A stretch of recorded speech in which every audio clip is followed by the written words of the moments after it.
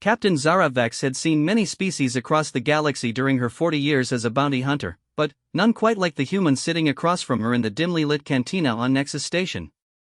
The young man couldn't have been more than 20 standard years old, with sandy brown hair and eyes that seemed to hold depths of determination she rarely encountered in someone so inexperienced. "You want to be my apprentice?" Zara asked, her violet skin gleaming under the flickering neon lights. Her forearms rested casually on the metal table, but her sharp Solarian instincts remained alert. "Do you have any idea what I do for a living, human?" The young man, who had introduced himself as Marcus Chen, nodded eagerly. "You're one of the best bounty hunters in the Outer Rim. I've studied your cases, Captain Vex. The Thorak crime syndicate takedown on Vega Prime, the capture of the rogue AI on Crystalline 7, Stop, Zara raised one of her primary hands. "Knowing my history doesn't mean you understand the reality of this work. Most species in this galaxy have natural advantages. Enhanced strength, telepathic abilities, poisonous secretions, energy manipulation. What exactly do humans bring to the table besides enthusiasm?" Marcus leaned forward, his expression serious. "Adaptability. Persistence. And something my grandfather called unreasonable stubbornness when faced with impossible odds." Despite herself, Zara found the corner of her mouth twitching upward. She had heard about humans from other traders and hunters. They were relatively new to galactic society, having achieved faster-than-light travel only 50 years ago. Most species regarded them as harmless curiosities, physically weak, short-lived, with no apparent special abilities beyond a knack for rapid technological advancement. "The galaxy is dangerous," Marcus Chen, Zara said, using his full name deliberately. "Last month, I tracked a Vorthack assassin through the asteroid fields of the Crimson Nebula. These creatures can phase through solid matter and regenerate from almost any wound. The month before that, I cornered a group of Scythian pirates who communicate through pheromone clouds and can predict their enemies' moves through chemical analysis." "What would you do against opponents like that?" Marcus considered this carefully. "I'd find their weaknesses. Every species, every individual has something they rely on that can become a vulnerability. The Vorthack probably depend on specific molecular frequencies for their phasing ability. The Scythians likely have a limited range for their chemical communication, and their predictions would fail against completely unpredictable behavior." Zara studied him more intently. His analysis wasn't just clever, it was tactically sound. "You've done your homework." "I've done more than that," Marcus replied. "I've been following bounty hunting cases across the galaxy for 3 years, analyzing patterns, studying species profiles, learning combat techniques. I even took a job on a freight hauler just to get experience with different alien technologies and cultures." The cantina around them buzzed with the usual mix of traders, smugglers, and station workers. Zara watched a group of Thorak mercenaries arm wrestling at a nearby table, their rocky, crystalline skin scraping against the metal surface. At the bar, a Quellian diplomat sipped liquid nitrogen through specialized breathing apparatus, while 2 Andronian twins shared what appeared to be raw energy from a containment field. "Why me?" Zara asked finally. "There are other bounty hunters who might be more willing to take on inexperienced help." Marcus's expression grew more serious. "Because you're the only one who's never failed to bring in a target alive when the bounty specified alive. You have a code, Captain Vex. You don't just hunt for credits, you hunt for justice. That's rare in this business." Zara felt something stir in her chest that she hadn't experienced in years. Respect for idealism she thought she'd lost long ago. "One trial run," she said finally. "There's a low-level smuggler named Gecker Finns hiding somewhere in the Tau Ceti system. Basic reconnaissance and capture. If you survive and prove useful, we'll discuss a longer arrangement." Marcus's face lit up with excitement. "Thank you, Captain. You won't regret this." "I already regret it," Zara muttered, but she was smiling as she said it. 3 days later, they were aboard Zara's ship, the Stellar Vengeance, approaching the industrial planet of Tau Ceti 4. The vessel was a modified Zalarian Hunter-class ship, bristling with sensor arrays, defensive shields, and enough firepower to handle most threats they might encounter. Marcus had spent the journey learning the ship's systems with an eagerness that impressed Zara despite herself. Humans, she discovered, had a remarkable ability to understand and adapt to alien technology. Where other species might struggle with interfaces designed for different sensory systems or cognitive processes, Marcus seemed to intuitively grasp the underlying principles. Gecker fins, Zara explained as they entered orbit around the smoggy, factory-covered planet below. He's a Belvarian amphibian who's been smuggling rare minerals from protected systems. Not particularly dangerous, but clever at avoiding detection. The bounty is for 5,000 credits, alive only. Marcus studied the planetary scans on his console. The atmosphere is thick with industrial pollution. Most tracking systems would have difficulty penetrating those chemical clouds. But Belvarians are amphibious, they'd need access to clean water sources for their skin membranes. Good thinking, Zara acknowledged. There are only 3 major freshwater processing facilities on the planet. We'll check each one. The first facility turned out to be a dead end, heavily automated with minimal hiding places. The second was crawling with security, making it unlikely refuge for a wanted smuggler. But the third facility, located on the outskirts of the main industrial complex, showed signs of recent unauthorized access. They landed their ship in a scrapyard 2 kilometers away and approached on foot. Marcus had insisted on bringing what he called human-specific equipment items Zara found curious but allowed him to carry. The facility was a maze of pipes, tanks, and filtration equipment. The constant hum of machinery provided cover for their movement, but it also masked potential threats. Zara's enhanced Solarian hearing picked up the subtle sounds of someone moving through the complex ahead of them. There, Marcus whispered, pointing toward a cluster of tanks near the main filtration unit. I can see ripples in the water that don't match the mechanical vibrations. Zara followed his gaze and realized he was right. Her own senses hadn't detected the anomaly, but human visual pattern recognition had caught what her more specialized hearing had missed. They moved carefully through the maze of equipment. Gecker Fins was indeed hiding in the water tank, using a breathing apparatus to remain submerged. He was a typical Belvarian, roughly humanoid but with smooth, amphibious skin and large, dark eyes adapted for underwater vision. Gecker Fins, Zara called out, her weapon trained on the water tank. You're under arrest for violation of protected system mining accords. Surrender now and no harm will come to you. The Belvarians had emerged from the water, gills fluttering with agitation. Zolarian Hunter. I knew they would send someone eventually. But I will not go back to prison. Instead of surrendering, Gecker activated some kind of device that sent electrical current through the water, presumably to electrocute any pursuer who might follow him into his hiding place. At the same time, he launched himself out of the tank with surprising speed, heading for what appeared to be an emergency exit. Zara moved to intercept, but the wet floors made footing treacherous for her species. She slipped slightly, losing the crucial seconds needed to cut off his escape route.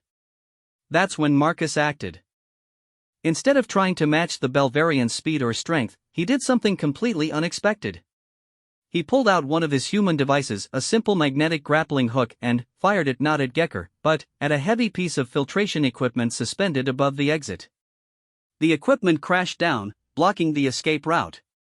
But, more importantly, the impact ruptured a water pipe, flooding the area with clean, flowing water. Gecker stopped dead in his tracks, his amphibious instincts suddenly overwhelmed by the presence of so much clean, flowing water, something he hadn't experienced in weeks of hiding in industrial facilities. Belvarians have an involuntary response to large amounts of clean water, Marcus explained quietly to Zara. Their skin absorbs it automatically, and they enter a brief state similar to euphoria. It's a survival adaptation from their homeworld's seasonal floods. Sure enough, Gecker was standing motionless in the flowing water, his skin visibly healthier already, his expression peaceful rather than desperate. Zara secured him with restraints designed for aquatic species, but her mind was racing. Marcus hadn't just helped capture the target, he had demonstrated a level of tactical thinking and species knowledge that surpassed many experienced hunters. How did you know about the Belvarian water response? She asked as they escorted their prisoner back to the ship. I told you I've been studying, Marcus replied simply.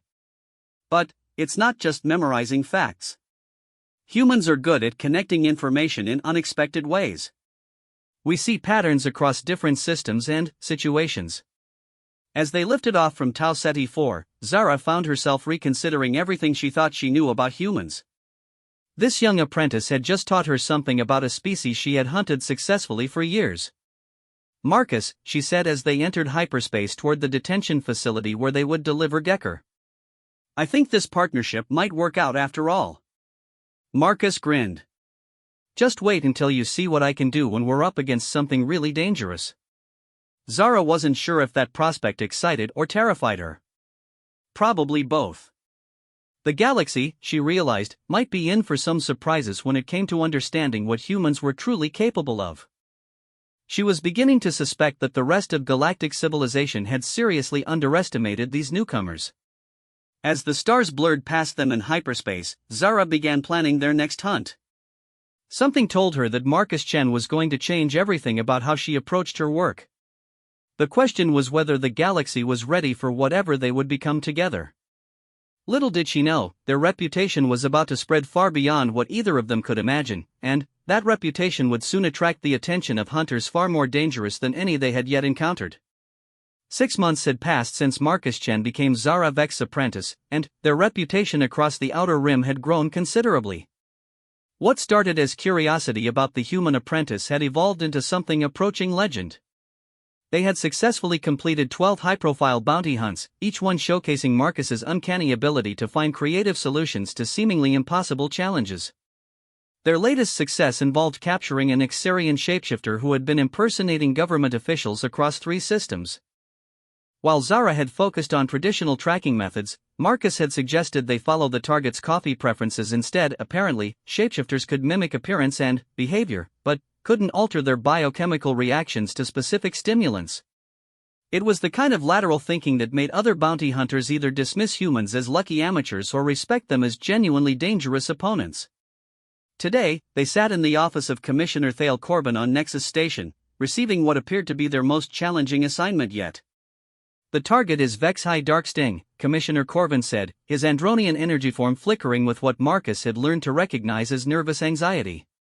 He's a Kitharan assassin who's been contracted to eliminate 3 witnesses scheduled to testify in the Galactic Trade Consortium corruption trial.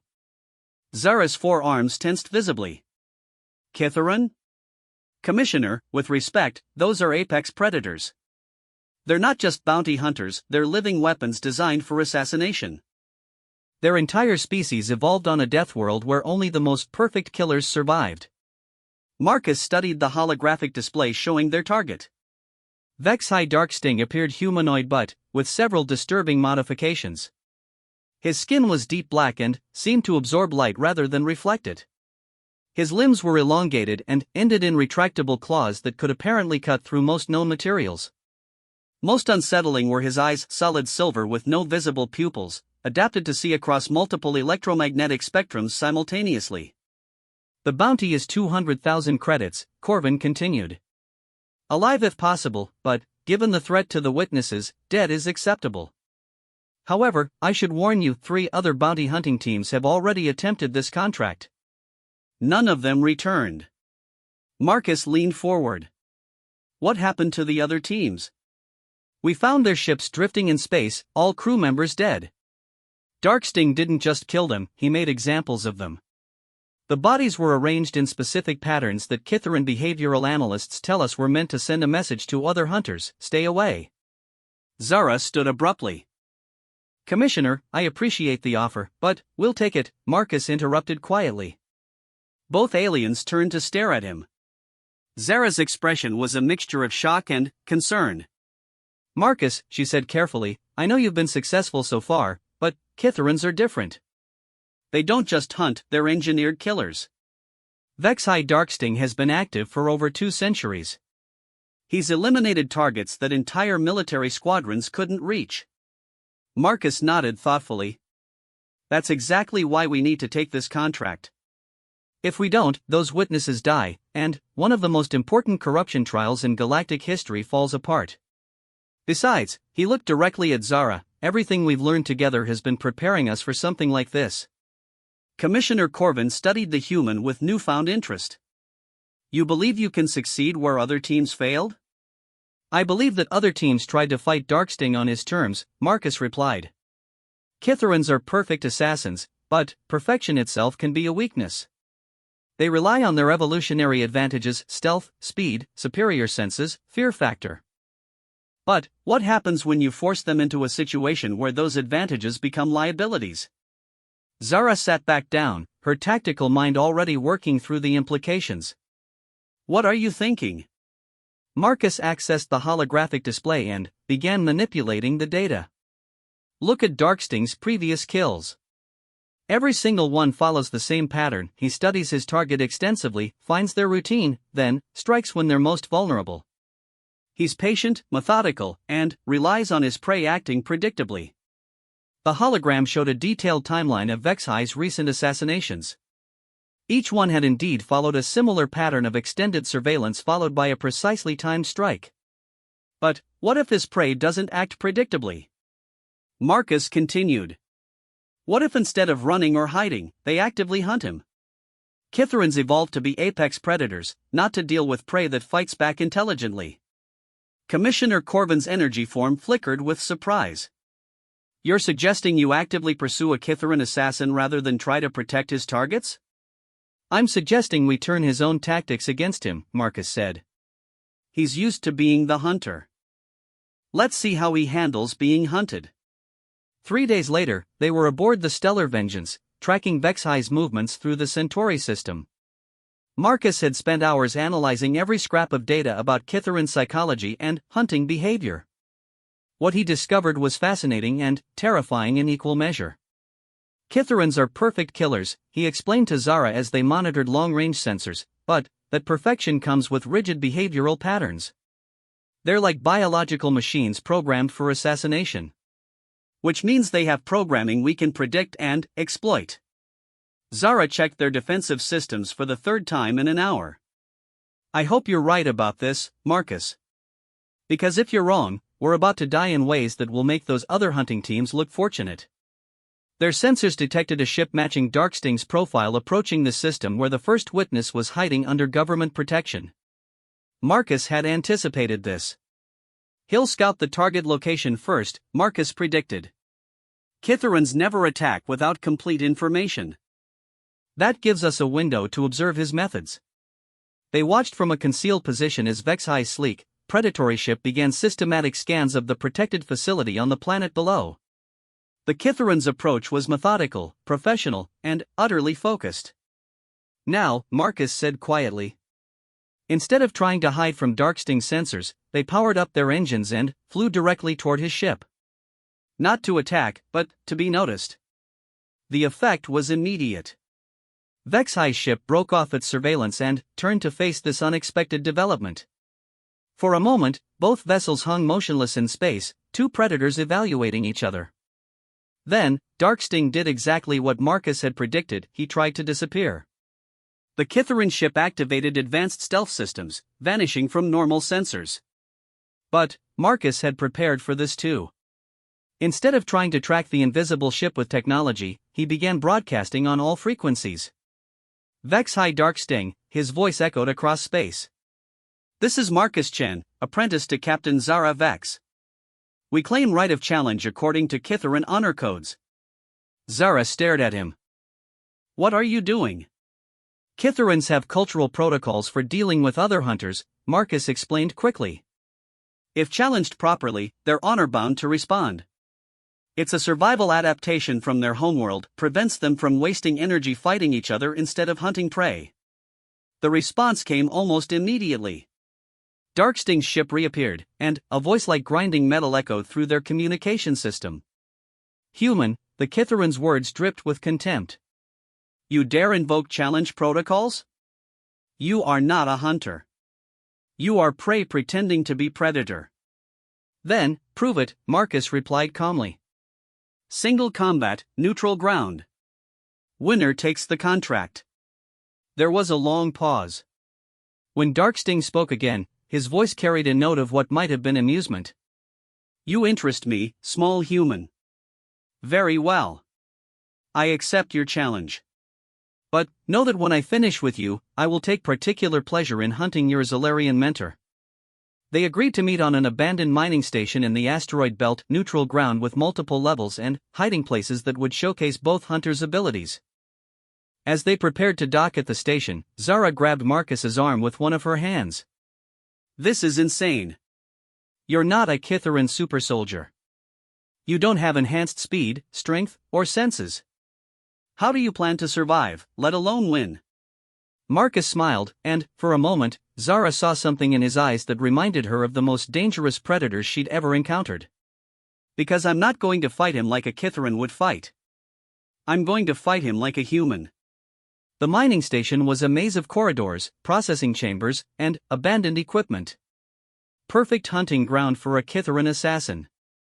Marcus and Darksting entered from opposite ends, the ancient honor protocols giving them equal starting positions.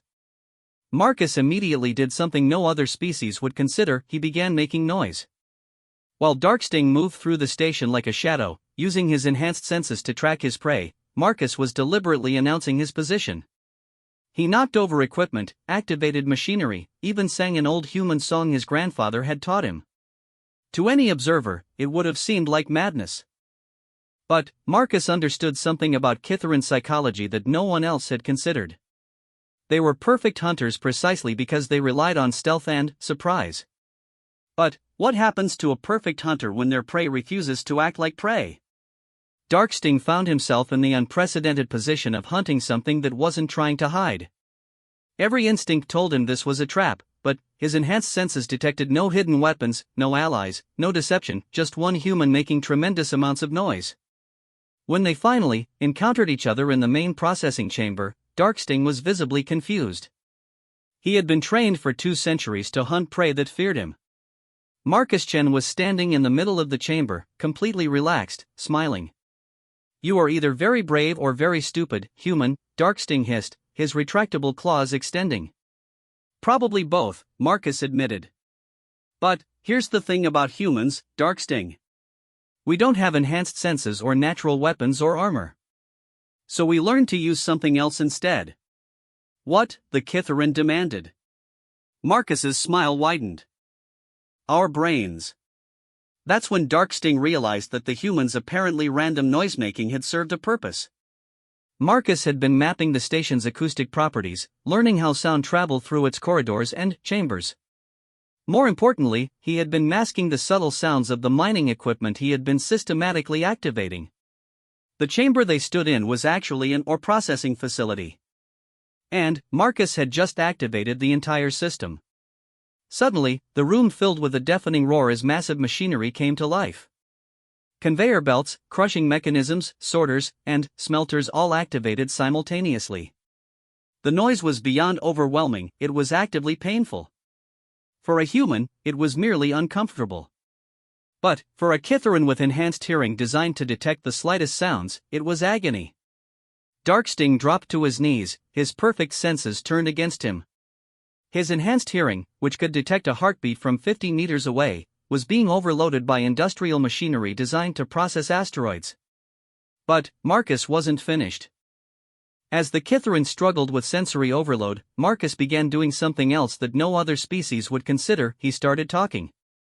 Not threats or insults, but a rapid-fire analysis of everything he had observed about Kithaeron hunting behavior, spoken loudly enough to be heard over the machinery. "Your species evolved to hunt by stealth," Marcus shouted, "but that means you never learn to adapt when stealth fails. Your enhanced senses are designed for tracking prey, but they become liabilities in overwhelming sensory environments. Your cultural programming emphasizes patience and observation, but it doesn't prepare you for opponents who actively disrupt your information-gathering process." Darksting tried to attack, but his normally perfect coordination was compromised by the sensory overload. His strikes, which should have been lethal, were clumsy and misdirected. Marcus, meanwhile, continued his psychological warfare. "You've been active for 2 centuries, but you've only fought prey that feared you. You've never dealt with a predator that thinks differently than you do. Your perfection is your weakness, Darksting.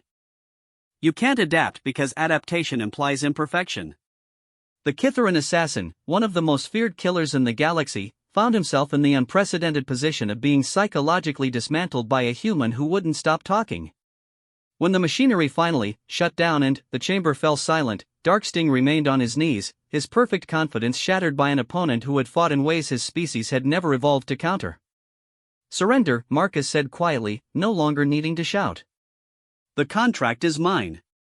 For the first time in 2 centuries, Vexhai Darksting, apex predator of the Kitharan species, admitted defeat. Word of the confrontation spread through the galaxy faster than hyperspace communication. A human apprentice had defeated one of the most feared assassins in known space, not through superior strength or technology, but through tactical thinking that no other species had ever employed. But, more importantly, other dangerous hunters across the galaxy began to take notice of Marcus Chen and Zara Vex. Some wanted to test themselves against this unusual partnership. Others saw them as a threat that needed to be eliminated. The galaxy's deadliest hunters were preparing to converge on them, and neither Marcus nor Zara realized that their greatest challenges still lay ahead. The Nexus Station Cantina had never been so quiet. Word of Marcus Chen's victory over Vexhai Darksting had spread throughout the galaxy, and every patron in the establishment kept stealing glances at the human sitting calmly beside his Solarian mentor. Conversations dropped to whispers whenever they thought he might be listening. Zara Vex noticed the attention but found it more concerning than flattering. In their line of work, reputation was a double-edged weapon. While their success rate had attracted higher-paying contracts, it had also attracted something far more dangerous, the attention of the galaxy's most elite hunters. "We need to talk about what happens next," Zara said quietly, her forearms wrapped around a steaming mug of Andronian thermal brew. Defeating Darksting wasn't just a victory, Marcus. It was a declaration of war against every apex predator in the galaxy. Marcus looked up from the intelligence reports he'd been studying. "I know. I've been tracking the communications chatter. At least 12 different hunting crews have mentioned our names in the past week. Some are curious. Others..." He paused, highlighting a particular intercept. "Others are treating us as a threat that needs to be eliminated." Before Zara could respond, the cantina's atmosphere shifted dramatically. Conversations didn't just quiet, they stopped entirely. Even the background music seemed to lower in volume, as if the station's automated systems were responding to some primal threat assessment. A figure had entered the cantina, and everyone present recognized the significance immediately. The newcomer stood nearly 3 meters tall, with the characteristic crystalline exoskeleton of a Thurbox warhunter. But this wasn't just any Thurbox, the intricate patterns carved into its armor identified it as Krextor the Inevitable, a legend among bounty hunters. Krextor had been active for over 4 centuries and had never failed to complete a contract. Its species didn't hunt for money or glory, they hunted to prove their worthiness to their crystalline gods. The war hunter's footsteps rang against the metal flooring like hammer blows as it approached their table. Its faceted eyes, which could perceive across 17 different electromagnetic spectrums, fixed on Marcus with the intensity of targeting lasers. Human called Marcus Chen, Krextor's voice resonated through specialized vocal crystals, creating harmonics that made nearby glasses vibrate. "I am Krextor the Inevitable. I have come to test your worthiness." Every other patron in the cantina began quietly moving toward the exits.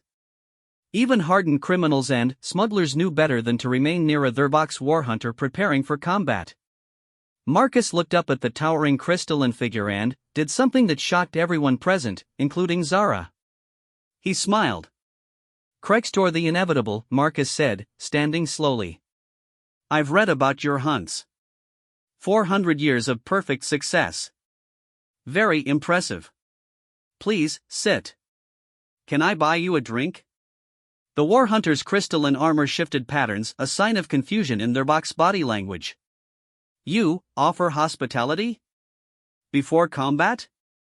"I offer conversation," Marcus corrected. "Before we decide if combat is necessary." Krextor remained standing, but its hostile posture shifted slightly. "Explain." Marcus gestured to a chair that clearly wasn't designed for a 3-meter crystalline being. "You came here to test my worthiness, correct? But worthy of what? If it's just combat prowess, then you already know you'll win. You're stronger, faster, nearly indestructible, and have 4 centuries of experience.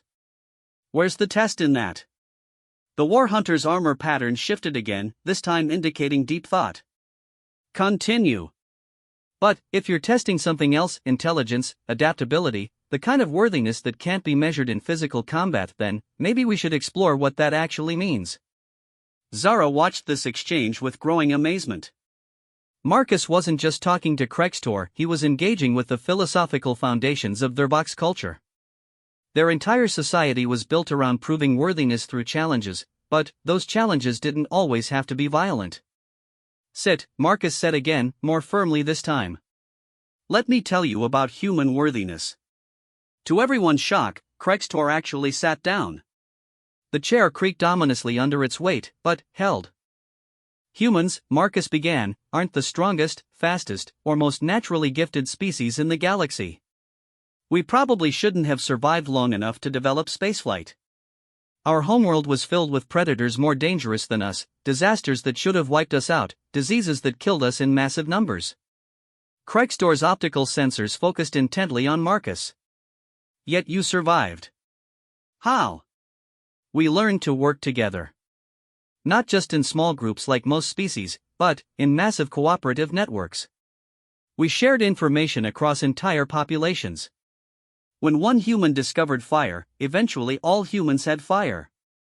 When one human invented agriculture, that knowledge spread everywhere. Marcus pulled up a holographic display showing human population growth and technological development. Look at this timeline. Every major advancement in human civilization happened because we built on what came before.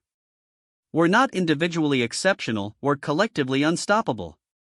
The war hunter studied the display with obvious fascination. Your species advances through accumulated knowledge rather than individual excellence. Exactly.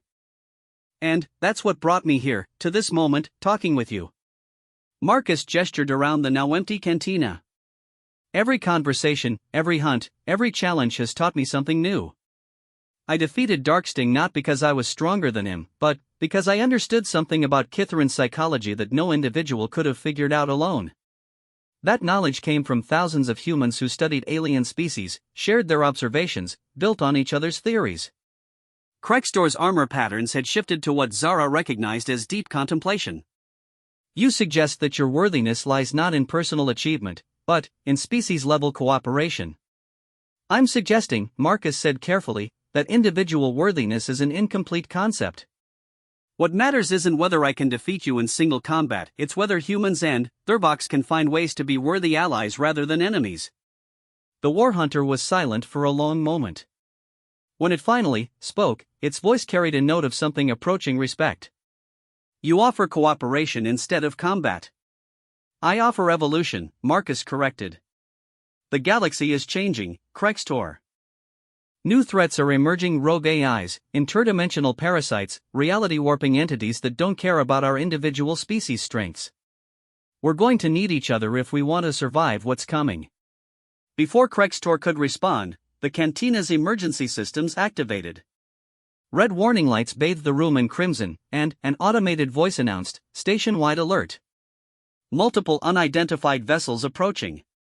All citizens report to emergency stations." Through the cantina's viewport, they could see them, ships of various designs but similar purpose.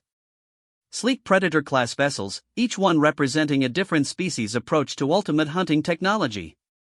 Marcus counted at least 8 different ships, including designs he recognized from the galaxy's most notorious hunting guilds. A Mortex Flesh Ripper, a Voidborn Phase Shifter, a Quantex Probability Hunter, and several others that he couldn't immediately identify. It seems, Krextor observed, that our philosophical discussion will have to wait. Your reputation has attracted a convergence of apex hunters. Zara's tactical displays were lighting up with threat assessments. Marcus, these aren't just individual hunters. This is a coordinated effort. Someone has organized the galaxy's deadliest killers specifically to hunt us. Marcus studied the approaching vessels with the same calm intensity he'd shown when facing Darksting. Then, we'll have to prove that human worthiness extends beyond individual challenges. What are you thinking? Zara asked. I'm thinking it's time to show the galaxy what humans do when faced with impossible odds. Marcus activated the Cantina's communication system and broadcast on all frequencies. Attention approaching vessels. This is Marcus Chen. You've come here to test yourselves against human capabilities. I accept your challenge, but I propose different terms.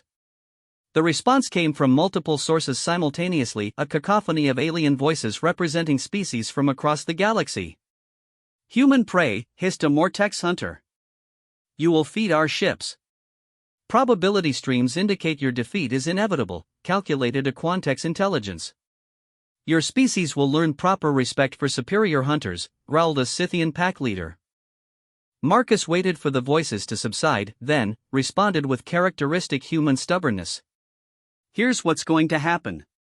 You're all here because you believe your individual species represents the ultimate in hunting evolution. But you've made a fundamental error, you're thinking like predators instead of thinking like survivors. He activated the station's tactical display, showing the positions of all the approaching ships. Each of you is specialized for hunting specific types of prey using tactics evolved on your homeworlds. But I'm not fighting you as individual challenges. I'm fighting you as a group, using tactics you've never encountered because they didn't evolve from predation, they evolved from cooperation. Krextor's armor patterns had shifted to what could only be described as eager anticipation. You intend to face all of them simultaneously? I intend to prove that human tactics can overcome any challenge when properly applied. Marcus turned to Zara. Are you with me on this? Zara's forearms were already moving across her weapon controls. Human tactics got us this far. Let's see how far they can take us. What happened next became the stuff of legend throughout the galaxy. Instead of trying to fight 8 different apex predators using traditional hunting tactics, Marcus did something unprecedented, he turned the hunters against each other. Using carefully crafted communications, he began sharing detailed intelligence about each hunting crew with their competitors. He broadcast the Mortex ship's biological weaknesses to the Quantex probability hunters, shared the Voidborn phase shift frequencies with the Scythian pack, and provided tactical assessments of everyone to everyone else. Within minutes, the coordinated hunting party had dissolved into a chaotic free-for-all as each crew realized that their supposed allies possessed information that could be used to eliminate competition. But Marcus wasn't finished. As the hunters began attacking each other, he did something even more audacious. He began offering running tactical commentary, broadcast across all frequencies. The Mortex ship is vulnerable to quantum disruption during feeding cycles, he announced as 2 ships engaged in combat. The Scythian pack communicates through pheromone bursts that can be tracked and predicted. The Quantex hunters rely on probability calculations that break down in chaotic environments.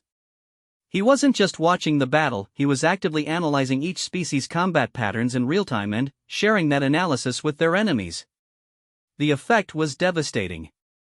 These apex predators, used to hunting prey that feared them, found themselves facing enemies who understood their weaknesses better than they understood each other's. One by one, the hunting ships either retreated or were destroyed by their own allies. The few survivors limped away from Nexus Station, their reputations shattered and their understanding of human capabilities fundamentally altered. When the last hostile ship had jumped to hyperspace, the cantina fell silent again. Krextor sat motionless for several minutes, its crystalline armor cycling through patterns that Zara had never seen before. Finally, the war hunter spoke. In 4 centuries of hunting, I have never witnessed tactics like these. You defeated superior forces not through strength or speed, but through understanding. Marcus nodded. That's what humans do. We learn. We adapt. We share what we learn with each other. And, when faced with impossible odds, we find ways to make them possible. Krextor stood slowly, its massive frame casting shadows across the entire cantina. Marcus Chen of the humans, I declare you worthy not as prey, but as an equal. Your species brings something to the galaxy that no other possesses. What's that? Marcus asked. The ability to turn enemies into teachers, and teachers into allies.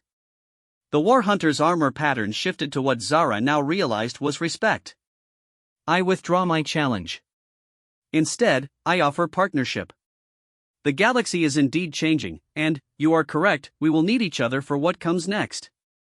As word of the confrontation spread throughout the galaxy, something unprecedented began to happen. Rather than seeing humans as weak prey or dangerous threats, other species began to view them as potential allies. The idea that cooperation might be more powerful than individual excellence started gaining acceptance among cultures that had never considered such concepts.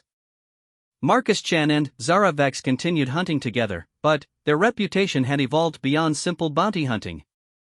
They became mediators, teachers, and examples of what could be achieved when different species learned to work together instead of against each other. The galaxy's deadliest hunters, who had once backed away from human determination, now sought them out for different reasons, not to test their strength, but to learn their methods. And, in the years that followed, when new threats emerged from beyond known space, threats that no single species could face alone, it was the cooperative networks that humans had inspired that saved the galaxy. Marcus often reflected on his grandfather's words about unreasonable stubbornness in the face of impossible odds. But he had learned that the most unreasonable thing humans did wasn't refusing to give up, it was refusing to fight alone. In a galaxy full of apex predators, humans had found a different kind of strength. Not the power to dominate, but the wisdom to unite. And that wisdom, shared freely with any species willing to learn, had changed everything. The apprentice had become the teacher, and the teacher had shown the galaxy something it had never seen before, that the deadliest hunters of all were those who turned hunting into cooperation, enemies into allies, and impossible odds into inevitable victory.